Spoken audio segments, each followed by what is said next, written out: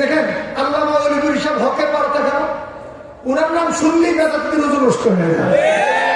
সত্য মিথ্যা এদের ওজন নষ্ট হয়ে যায়। এটা হক হওয়ার জন্য আর কোনো আন্দোলনের দরকার নেই।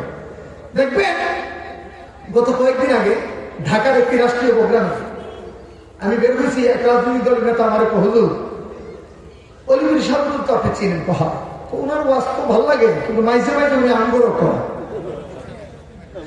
আমি কই এই কথাটা বললে আপনার কেমন লাগে? খুব কলি থাকতে হবে। আমি কই ওনার কথাটা গ্রহণ করেন তো এই তো আর লাগবে না কোন আপনার কাছে এই সময় বিজয়ের এই সময় যদি একটু স্যাক্রিফাইস করে কথা বলতো তাহলে মিলামিশা চলতাম।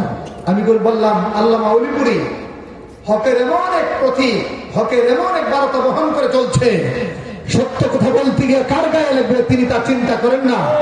আল্লাহ এবং নবীর সন্তুষ্টির চিত্তে তিনি কথা বলতেই থাকেন।